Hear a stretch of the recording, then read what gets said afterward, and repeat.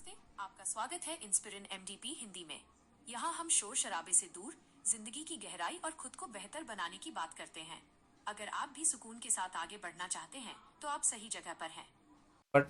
ये कहानी मन की स्थिति, शांति और परिस्थितियों के प्रभाव के बारे में है। ये हमें सिखाती है कि हमारी असल ताकत बाहर की खामोशी में नहीं, बल्कि भीतर के संतुलन में होती है। शीर्षक: अशांत समुद्र और चित्रकार की शांति।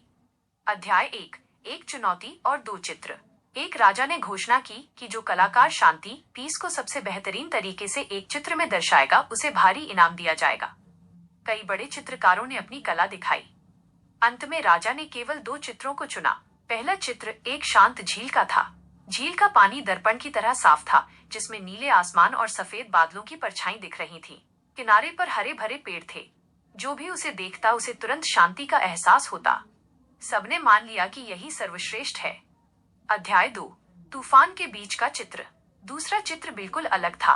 उसमें पहाड़ तो थे, लेकिन वे सूखे और ऊबड़ खाबड़ थे। ऊपर आसमान में काला अंधेरा था, कड़कती बिजली थी और मूसलाधार बारिश हो रही थी। पहाड़ के एक किनारे से एक भयानक झरना गिर रहा था, जिसकी आवाज चित्र से भी महसूस की जा सकती थी। देखने वालों ने कहा, इसमें शांति कहाँ है? ये तो अशांति और शोर का चित्र है। अध्याय 3: दरार में छिपा रहस्य। राजा ने सबको पास बुलाया और कहा, झरने के पीछे वाले पत्थर की दरार को ध्यान से देखो। वहां एक छोटी सी झाड़ी उगी हुई थी और उस झाड़ी पर एक चिड़िया का घोंसला था। उस भयंकर शोर, गिरते हुए पानी और कड़कती बिजली के बीच वो चिड़िया अपने घोंसले में बहुत शांति और सुकून से बैठी थी। उसके चेहरे पर कोई डर नहीं था। वो अपने नन्हे बच्चों को दाना खिला रही थी। अध्याय 4: शांति की असली परिभाषा। राजा ने दूसरे चित्र को विजेता घोषित किया और कहा, शांति का मतलब ये नहीं है कि आप ऐसी जगह हो जहाँ कोई शोर न हो, कोई समस्या न हो या कोई कठिनाई न हो। शांति का असली मतलब तो ये है कि आप सबसे भीषण शोर और मुश्किलों के बीच हों, फिर भी आपके मन के भीतर कोई हलचल ना हो। शांति बाहर की परिस्थिति नहीं, भीतर की मनःस्थिति है।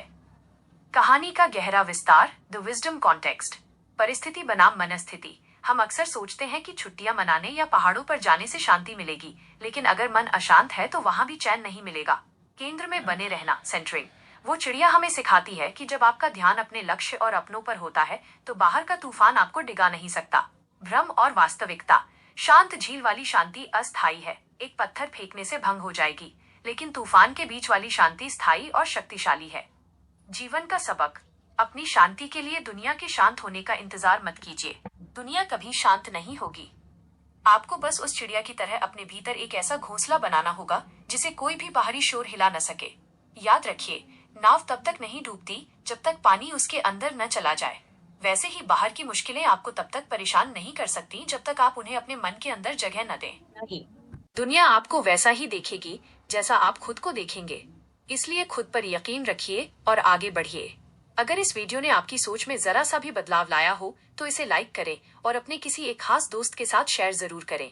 ऐसी ही और प्रेरणादायक कहानियों के लिए इंस्पिरिन एमडीपी को सब्सक्राइब करना न भूलें।